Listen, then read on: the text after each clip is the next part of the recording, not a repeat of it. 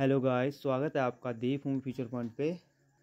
जैसे कि हमने अपनी सामान्य अध्ययन की सीरीज शुरू करी थी, उसी क्रम में आज हमारा अगला वीडियो रहेगा जिसमें हम टोटल 50 एमसीक्यू देखेंगे और अपना एक टॉपिक क्लियर करेंगे। ठीक है, तो शुरू करते हैं अपने पहले सवाल से। वैदिक काल में गार्गी, मैत्रेयी और कपिला का घर कहाँ था? तो जो वैदिक काल की बात कर रहा है, ये वीडियो मैं ऑलरेडी करा चुका हूँ। ठीक है, आपको प्लेलिस्ट पे पड़ी है प्राचीन भारतीय इतिहास करके, आप वहाँ से देख सकते हैं। तो वैदिक काल में जो गार्गी, मैत्रेयी और कपिला का जो घर था वो कहाँ था? इसका सही आंसर हो जाएगा मिथिला था। ठीक है, ऑप्शन नंबर जो हमारा डी हो जाएगा। मिथिला में वैदिक काल के टाइम पीरियड पे गार्गी, मैत्रेयी और कपिला का घर था। Option number D. अशोक के समकालीन तुरमई कहाँ राजा था? तो जो तुरमई था अशोक का समकालीन था ना, पूछा रहा है कि वो कहाँ का राजा था। तो इसका जो हमारा सही आंसर हो जाएगा वो राजा था मिस्र का। ठीक है, ऑप्शन नंबर जो हमारा ए हो जाएगा। तुरमई अशोक के टाइम पीरियड का राजा था समकालीन और मिस्र का राजा था ये। अजंता की गुफा निम्नलिखित में से किसके द्वारा निर्मित करवाई गई हैं? तो जो अजंता की जो गुफाएं हैं वो जो निर्मित करवाई गई हैं वो करवाई गई हैं गुप्त शासकों द्वारा। ठीक, ऑप्शन हमारा सी हो जाएगा, गुप्त शासक द्वारा। ये हमारा बिल्कुल सही आंसर है। निम्नलिखित में से कौन सा साम्राज्य सबसे लंबे समय तक चला? तो जो सबसे लंबे तक जो चला हुआ साम्राज्य था वो है राजपूत। ठीक, ऑप्शन नंबर हमारा सी हो जाएगा। राजपूत साम्राज्य सबसे लंबा चला था। ठीक है, ऑप्शन नंबर सी। भारत में मोहम्मद गौरी को पहली बार किस शासक ने पराजित किया? तो जो मोहम्मद गौरी को जो पहली बार जो पराजित किया था वो किसने किया था? भीम द्वितीय ने। ठीक, ऑप्शन नंबर जो हमारा सी हो जाएगा। भीम द्वितीय द्वारा मोहम्मद गौरी पहली बार पराजित हुआ था। ठीक है, ऑप्शन नंबर सी। भारत में प्रथम विद्युत तार सेवा कहाँ से कहाँ तक शुरू की गई? तो जो पहली विद्युत तार सेवा जो शुरू की गई थी वो की गई थी कलकत्ता से आगरा। ठीक है, ऑप्शन नंबर जो हमारा डी हो जाएगा। कलकत्ता से आगरा भारत में पहली विद्युत तार सेवा शुरू की गई थी। रविंद्रनाथ टैगोर द्वारा लिखित गीत था जो जन गण मन सर्वप्रथम जनवरी 1912 में किस नाम से प्रकाशित हुआ था? तो रविंद्रनाथ टैगोर ने लिखा था ना जन गण मन। तो पूछा जा रहा है कि सबसे पहले सर्वप्रथम जो जनवरी 1912 में किस नाम से प्रकाशित हुआ था ये गीत? तो इसका जो हमारा सही आंसर हो जाएगा वो हो जाएगा भारत भाग्य विधाता। ठीक है, इसमें एक लाइन भी है ना, भारत भाग्य विधाता। तो इस नाम से क्या हुआ था? ये प्रकाशित हुआ था। ऑप्शन नंबर जो हमारा सी हो जाएगा, बिल्कुल सही हो जाएगा। सत्यशोधक समाज के संस्थापक कौन थे? तो जो सत्यशोधक जो समाज था उसके जो संस्थापक थे वो थे ज्योतिबा फुले। हमारा जो हमारा सही आंसर हो जाएगा option number D. Jyotiba Phule ने सत्यशोधक समाज की स्थापना की थी। Option number D. भारतीय राष्ट्रीय कांग्रेस के किस अधिवेशन में सांप्रदायिक प्रतिनिधित्व की मांग को स्वीकार कर लिया था? तो जो कौन सा ऐसा अधिवेशन था भारतीय राष्ट्रीय कांग्रेस का जिसमें सांप्रदायिक प्रतिनिधित्व की मांग को स्वीकार किया गया था? इसका जो हमारा सही आंसर हो जाएगा वो हो जाएगा 1916 के लखनऊ अधिवेशन के दौरान। ठीक है, ऑप्शन नंबर जो हमारा बी हो जाएगा। 1916 का लखनऊ अधिवेशन के दौरान भारतीय राष्ट्रीय कांग्रेस के सांप्रदायिक प्रतिनिधित्व की मांग को क्या किया था? स्वीकार कर लिया गया था। अगला देख लेते हैं। मृच्छकटिकम की विषय वस्तु क्या है? तो जो मृच्छकटिकम है पूछा रहा है कि उसकी जो विषय वस्तु है वो क्या है? एक धनी व्यापारी और एक गणिका की पुत्री की प्रेम गाथा। तो इसका तो हमारा सही आंसर हो जाएगा ऑप्शन नंबर ए, बिल्कुल सही है। ठीक है, जो मृच्छकटिकम का जो विषय है वह एक धनी व्यापारी है और उसमें एक गणिका की जो पुत्री है उसकी प्रेम गाथा का उल्लेख है इसमें। ऑप्शन नंबर ए बिल्कुल सही है। अगला देखते हैं। जलियांवाला बाग हत्याकांड की जांच के लिए कांग्रेस की जांच समिति में निम्नलिखित में से कौन शामिल नहीं थे? तो जो जलियांवाला बाग हत्याकांड हुआ था ना 1919 में, तो पूछा जा रहा है कि कांग्रेस की जो जांच समिति थी उसमें निम्नलिखित में से कौन शामिल नहीं थे? तो जो शामिल नहीं थे इसमें वो नहीं थे लोकमान्य बाल गंगाधर तिलक। ठीक है, जो हमारे ऑप्शन नंबर जो सी हो जाएंगे। लोकमान्य बाल गंगाधर तिलक जलियांवाला बाग हत्याकांड की जो जांच कमेटी थी उसमें शामिल नहीं थे। Option number C. British East India Company के चाय के व्यापारिक एकाधिकार को किस एक्ट में समाप्त किया? तो जो ब्रिटिश ईस्ट इंडिया कंपनी ने पूछा है कि चाय के जो व्यापारिक एकाधिकार था उसको कौन से एक्ट के तहत समाप्त किया था? तो उसका हमारा सही आंसर हो जाएगा वो हो जाएगा 1833 के चार्टर एक्ट के तहत। ठीक है, ऑप्शन नंबर जो हमारा सी है। 1833 के चार्टर एक्ट के तहत ब्रिटिश ईस्ट इंडिया कंपनी के चाय के व्यापारिक एकाधिकार को समाप्त कर लिया था। द्वितीय विश्व युद्ध के दौरान भारत की रक्षा के लिए किस देश के सैनिकों को ब्रिटिश सरकार भारत ले आई? तो जो द्वितीय विश्व युद्ध हुआ था ना उस टाइम पीरियड पे पूछा जा रहा है कि जो भारत की रक्षा के लिए कौन से ऐसा देश था जिसके सैनिक ब्रिटिश सरकार भारत लाई थी? तो इसका जो सही आंसर है संयुक्त राज्य अमेरिका, ठीक है। ऑप्शन नंबर जो हमारा ए हो जाएगा। संयुक्त राज्य अमेरिका के जो सैनिक थे वो द्वितीय विश्व युद्ध के टाइम पीरियड पे ब्रिटिश कहाँ लाए थे, उनको भारत में लाए थे। 1809 ईस्वी में प्रकाशित एकेश्वरवादियों को उपहार नामक पुस्तक के लेखक कौन है? तो जो एकेश्वरवादियों के जो उपहार नामक जो पुस्तक छपी थी 1809 में, उसके लेखक पूछे जा रहे हैं। तो इसका जो सही आंसर हो जाएगा राजा राम मोहन राय, ठीक है। और राजा राम मोहन राय ने संवाद कौमुदी और मिरातुल अखबार के संपादन भी किया है, ठीक है। ऑप्शन नंबर जो हमारा सी हो जाएगा। राजा राम मोहन राय ने 1809 में प्रकाशित एकेश्वरवाद को उपहार नामक पुस्तक लिखी थी। विदेशी वस्त्रों की एवं शराब की दुकानों के सामने धरना बिहार में किस आंदोलन के दौरान दिया गया था? तो बिहार की बात कर रहा है कि जो धरना दिया गया था बिहार में विदेशी वस्त्रों की और शराब की दुकानों के सामने, वो पूछा रहा है कि किस आंदोलन के दौरान दिया गया था। तो इसका जो सही आंसर है वो है सविनय अवज्ञा आंदोलन, ठीक है। ऑप्शन नंबर जो डी है, सविनय अवज्ञा आंदोलन के दौरान वहाँ पे धरने दिए गए थे। आज के जो उग्रवादी हैं कल के उदारवादी बन जाएंगे, ठीक उसी प्रकार जैसे आज के उदारवादी कल के उग्रवादी थे। यह कथन किसका था? तो जो ये कथन था पूछा जा रहा है कि जो आज के उग्रवादी हैं कल के उदारवादी बन जाएंगे, ठीक उसी प्रकार जैसे क्या थे, कल वो उदारवादी थे और आज उग्रवादी बने हैं, ठीक है। तो इसका ये कथन किसका था? तो जो ये कथन था ये था बाल गंगाधर तिलक का, ठीक है। ऑप्शन नंबर जो ए है बाल गंगाधर तिलक, इनका ये कथन था। सावरकर ने 1857 का स्वतंत्रता संग्राम, जो स्वतंत्रता संघर्ष था ना नामक जो पुस्तक की रचना कहाँ की थी? तो सावरकर ने 1857 की जो स्वतंत्रता तो संघर्ष नामक जो पुस्तक लिखी थी ना, उसकी रचना कहाँ की गई थी, ये पूछा रहा है। तो इसका जो सही आंसर है वो है ब्रिटेन में की थी, ठीक है। इसकी रचना हमारा जो ऑप्शन नंबर बी हो जाएगा। सावरकर द्वारा 1857 की स्वतंत्रता संघर्ष जो नामक पुस्तक थी ना, वो ब्रिटेन में लिखी गई थी। असहयोग आंदोलन के दौरान स्थापित शैक्षिक संस्थान और संबंधित संस्थान के असंगत जोड़ों का चयन करें। तो 1857 की टाइम पीरियड की बात कर रहा है, उस दौरान जो शैक्षिक संस्थान और संबंधित स्थान थे ना, उसके असंगत जोड़ा कौन सा है उसको चुनना है। तो देख लेते हैं असंगत जोड़ा कौन सा है। तो हमारा जो ऑप्शन नंबर ए ही हमें क्या है, असंगत है, ठीक है। जामिया मिलिया इस्लामिया, ये क्या है दिल्ली में करके बता रखा है, तो क्या हो जाएगा हमारा, ये हमारा ऑप्शन नंबर जो ए हो जाएगा वो क्या है, गलत है, ठीक है। अगला देख लेते हैं। ब्रिटेन के प्रधानमंत्री एटली की घोषणा के अनुसार भारतीयों को कब तक सत्ता सौंपनी थी? तो जो एटली प्रधानमंत्री थे ना, जब क्या स्वतंत्रता की बात कर रहे थे, ठीक है। तो ये सवाल पूछा है कि स्वतंत्रता के टाइम यानी भारत जब स्वतंत्र हुआ था उस टाइम पे ब्रिटेन के प्रधानमंत्री कौन थे? तो एटली थे, ठीक है। तो सवाल ये है कि भारतीयों को सत्ता कब सौंपनी थी, उनके अनुसार कब घोषणा की गई थी, ये बताना है। तो ये घोषणा जब स्वतंत्रता देने की जो घोषणा थी वो की थी 30 जून 1948 को। हमारा जो ऑप्शन नंबर डी हो जाएगा। 30 जून 1948 को एटली के क्या की थी, घोषणा की थी भारतीयों को क्या किया जाएगा, उनकी सत्ता सौंप दी जाएगी, ठीक है। Option number D.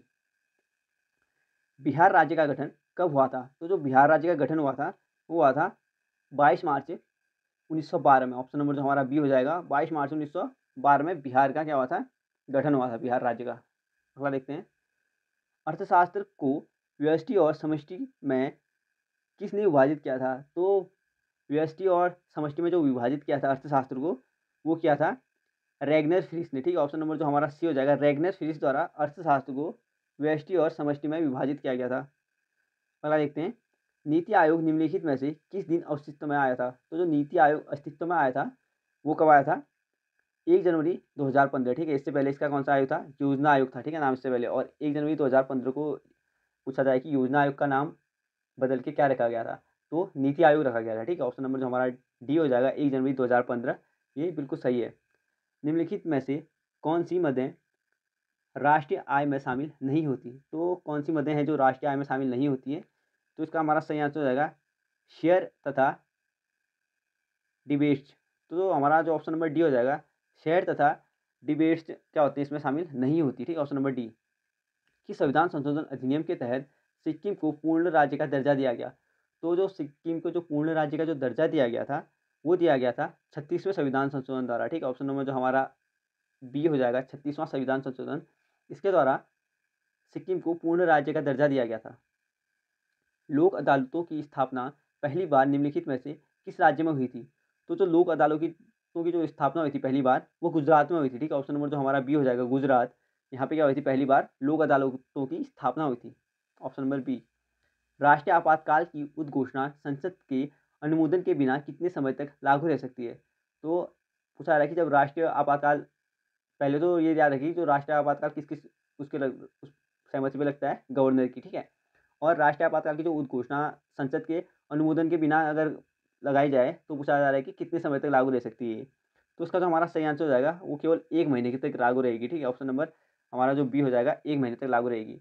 और जैसे अगर आपातकाल खत्म हो जाए, तो उसके 6 महीने के अंदर क्या होना चाहिए? चुनाव हो जाने चाहिए, ठीक है? ऑप्शन नंबर बी बिल्कुल सही हो गया इसमें।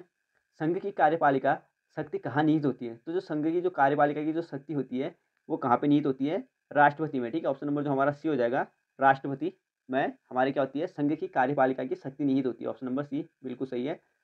विभिन्न राज्यों के उच्च न्यायालयों में न्यायाधीशों की संख्या कौन तय करता है? तो उच्च न्यायालय में कितने न्यायाधीशों की संख्या कौन तय करता है? ये पूछा जा रहा है सीधा-सीधा।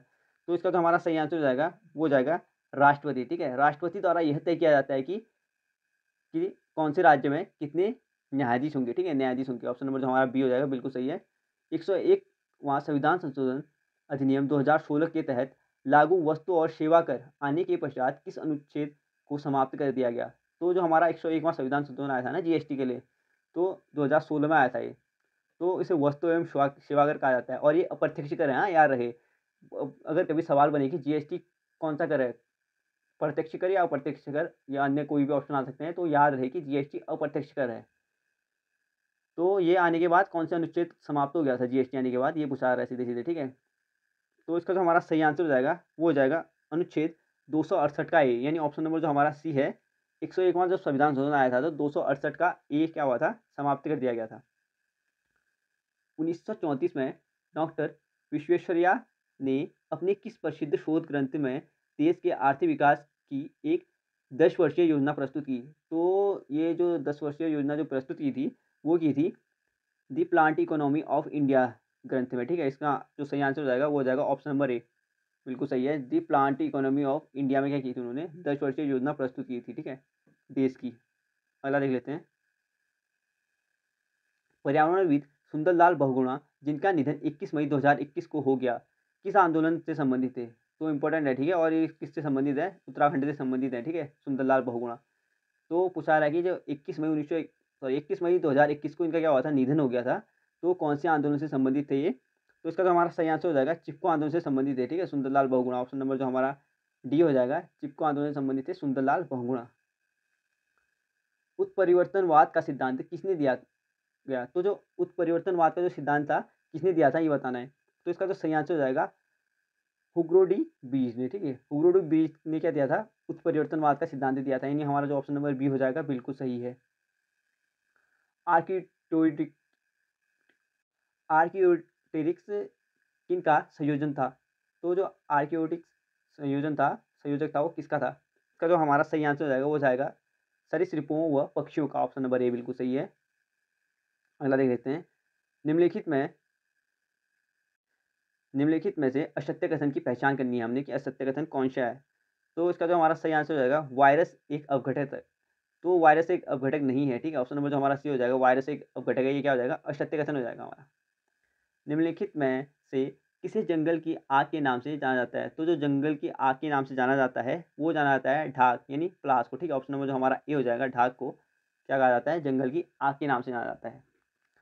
वायरस के विकास के लिए किसकी आवश्यकता होती है? तो जो वायरस के विकास के लिए आवश्यकता होती है, वो होती है जीवित कोशिकाओं की, ठीक है? ऑप्शन नंबर जो हमारा डी हो जाएगा, जीवित कोशिकाओं की आवश्यकता होती है वायरस के विकसित होने के लिए, ठीक है?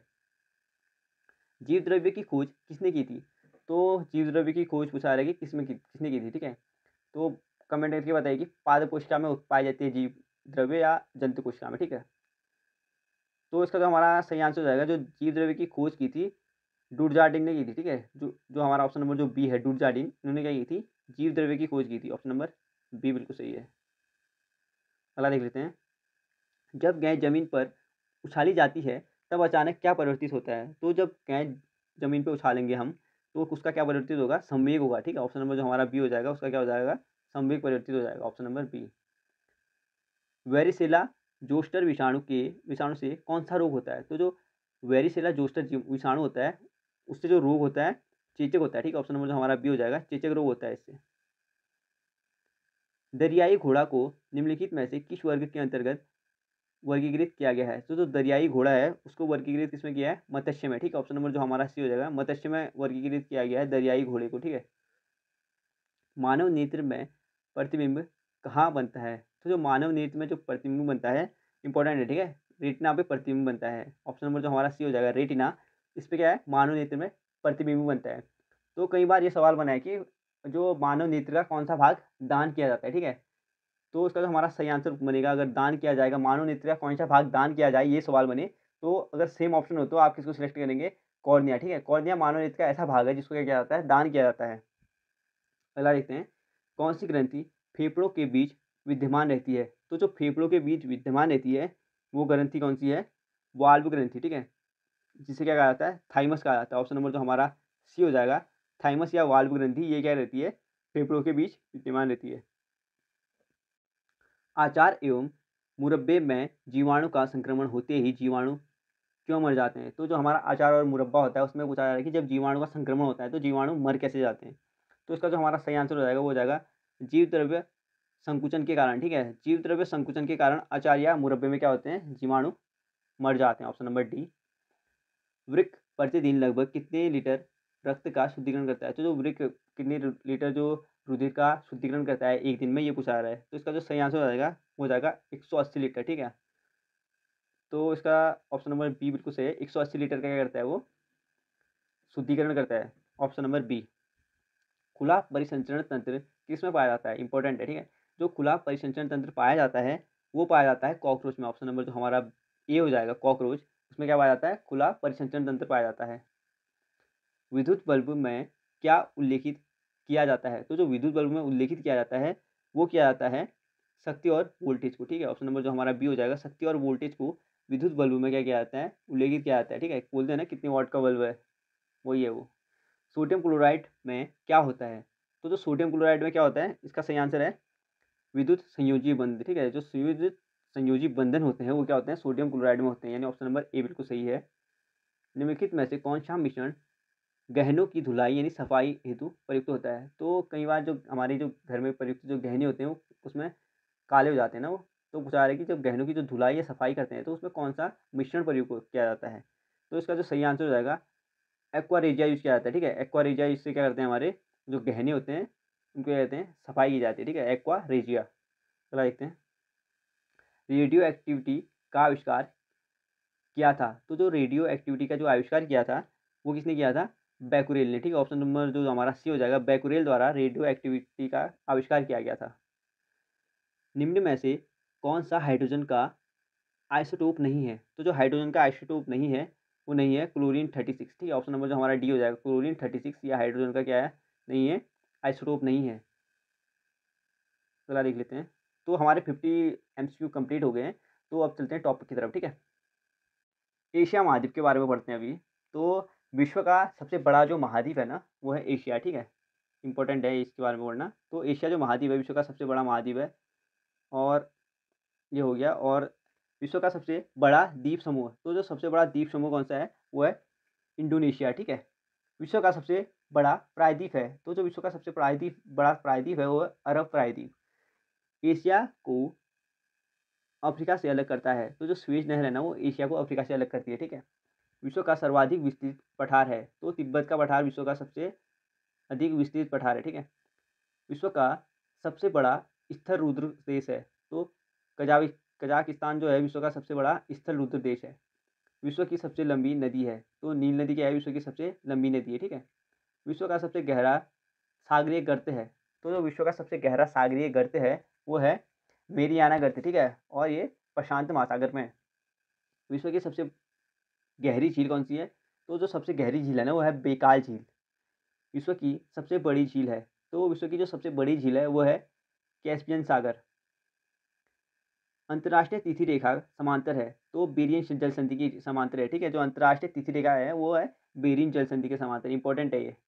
अगर आपको अभी तो याद नहीं होंगे ना तो आप क्या करिएगा, एक बार वीडियो अगर रिपीट कर लें तो आपको निश्चित ही याद करने में मदद मिलेगी, ठीक है। ऐसे ही हफ्ते में अगर आप इस वीडियो को 2-3 बार देख लेंगे तो क्या हो जाएगा, पूरा आपका एमसीक्यू भी क्लियर हो जाएंगे और ये टॉपिक भी क्लियर हो जाएंगे, ठीक है। और हर वीडियो के आखिरी में मैं एक टॉपिक करा चुका हूँ, तो आप अगर नोट करना चाहें तो उसको नोट भी कर सकते हैं। तो स्वर्णिम त्रिभुज के अंतर्गत आते हैं। तो जो स्वर्णिम त्रिभुज के अंतर्गत आते हैं ना, वो म्यांमार आते हैं, लाओस आते हैं और थाईलैंड आते हैं, ठीक है। और जो स्वर्णिम स्वर्णिम जो चतुर्भुज योजना है ना, वो हमारे जो 4 जो क्षेत्रों को मिलाने वाली जो योजना है ना, भारत की बात कर रहा हूँ अभी मैं, तो उसमें कौन-कौन से एरियाज़ आते हैं उसको बताना है आपने। तो अगर आपको आता है तो कमेंट करके बताइए, और जिसका आंसर सही होगा उसके कमेंट को मैं हार्ट दे दूँगा ताकि और लोग भी समझ पाएँ, ठीक है। अगला देख लेते हैं, अफ्रीका महाद्वीप के बारे में देखना है। तो यूरोप को अफ्रीका से अलग करता है, वो करता है जिब्राल्टर जलसंधि। विषुवत रेखा, कर्क रेखा, मकर रेखा गुजरती है, तो ये कहाँ से गुजरती है? अफ्रीका महाद्वीप से, ठीक है। अफ्रीका महाद्वीप की सबसे बड़ी झील है, तो विक्टोरिया झील जो है अफ्रीका महाद्वीप की सबसे बड़ी झील है। बुशमैन पिग्मी जनजाति पाई जाती है, तो जो बुशमैन और पिग्मी जो जनजाति पाई जाती है वो अफ्रीका महाद्वीप में ही पाई जाती है, ठीक है। विश्व की सबसे बड़ी हीरे की खान है, तो जो विश्व की सबसे बड़ी हीरे की खान है किम्बरले है, ठीक है। किम्बरले जो है वो विश्व की सबसे बड़ी हीरे की खान है और ये दक्षिण अफ्रीका में है।